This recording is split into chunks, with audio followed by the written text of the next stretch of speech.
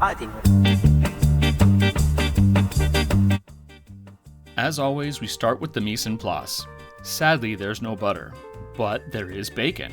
And bacon is really just pork butter, and it's delicious. Toasting the chilies and cumin and making your own chili powder may seem like overkill, but let me assure you, it's not. Like making chicken stock, it's a lot easier than it sounds, and also like chicken stock, the results are immensely better than the stuff you get from the store. Once again, I neglected to film an essential part of the process, that of toasting and cleaning the chilies and grinding them up. I have no excuse. Subscribe anyway, and I promise you'll get what you pay for. Here I'm just smashing the garlic to loosen the skin. This makes it a lot easier to peel. Now I've heard people say you can pass it through a garlic press with the skin on, but that makes it harder to clean and I'm lazy, says the guy making his own chili powder.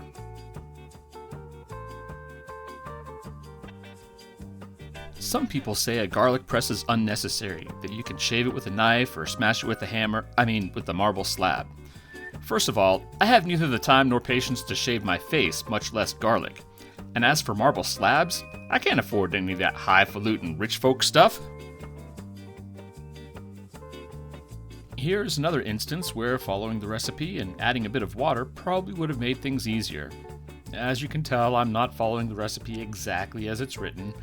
The process is essentially the same, as are the results. There is, after all, more than one way to skin a cat. Or so I've been told. I stay away from those creatures because they're the evil spawn of the devil, and I'm allergic. As Becca reminded us, clean as you go.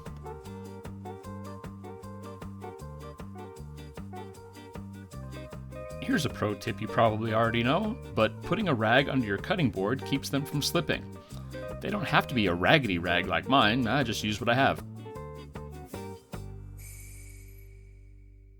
Here's another instance where I'm not following the recipe exactly. This is a bottom round roast, not a chuck roast. Everyone found out that chuck is good, so the price skyrocketed. Bottom round isn't as fatty, but we were going to trim anyway, and it was significantly cheaper. I'm slicing thinner than most chuck roasts because I want the surface area. The higher the surface area to volume ratio, the faster it will cook and the more browning we'll get. And browning means flavor.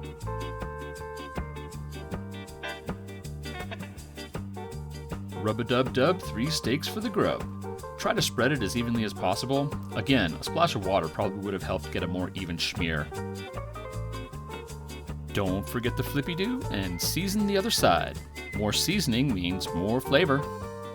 And there you go, done in record time. Pork butter. Even better than milk butter. These little strips are called lardons, which sounds a lot like what kids called me in elementary school, but I digress. Bacon goes in the oven, Dutch oven that is, and we render until crispy.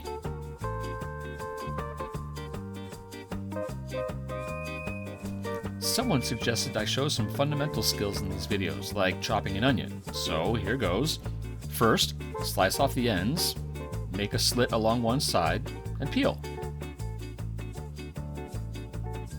As Becca reminded us, clean as you go. Cut in half, pole to pole, then slice vertically.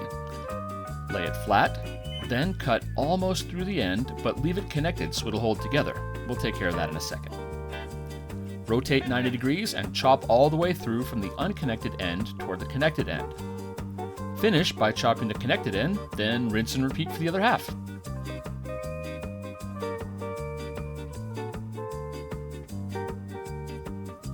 While we were chopping onions, the meat was searing on the back burner. Now we're gonna chunk it up. We're looking for bite-sized pieces. Big bites, but bite-sized. I'm less worried about removing any delicious fat and more concerned about getting rid of McNasty, chewy gristle. If there are pieces that are all fat, those can go, but we're trying to keep some of that flavor. And here we are, the last steak piece. Well, look who decided to get all crispy while we were busy doing other things. Pull the bacon out, but leave the grease. It's still got a lot of work to do.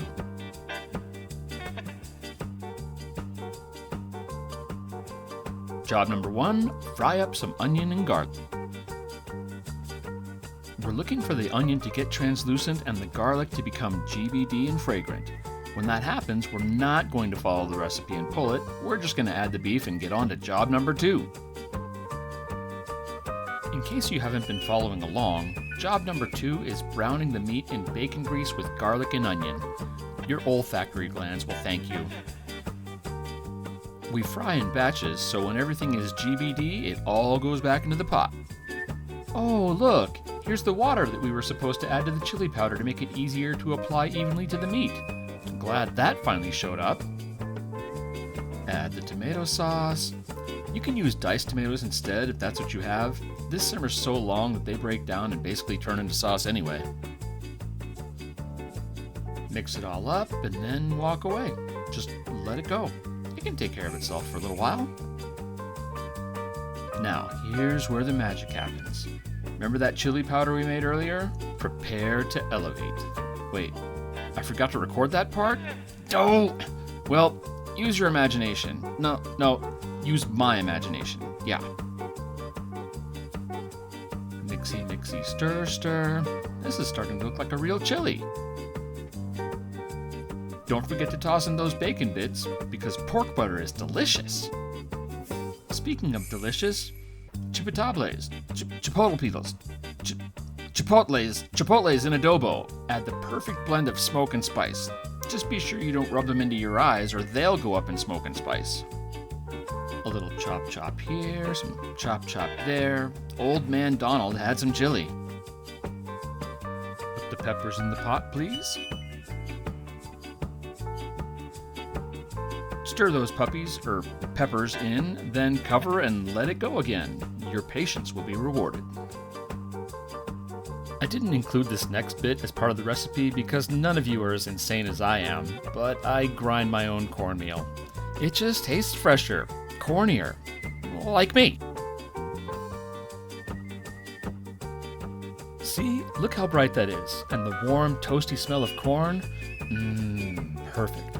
We'll save that goodness for later. A few moments later. Time for the big reveal. Another stir to bring it all back together. Again, a slight deviation from the recipe. It calls to mix the masa or cornmeal with water. I don't want to dilute the flavors any more than necessary, so I just use some of the sauce. Put it in a ramekin and stir in the cornmeal before adding it back to the pot. Mix in the masa methodically. It will thicken the sauce a bit and build the body. The original recipe called for adding the lime before the long simmer. This is wrong. Simmering destroys the brightness of the lime, so add it at the end. Taste and adjust the seasonings, because only a fool serves food without tasting first, and Mama didn't raise no fools. Serve with crema and tortillas. Oh, and mug, because everybody needs a friend.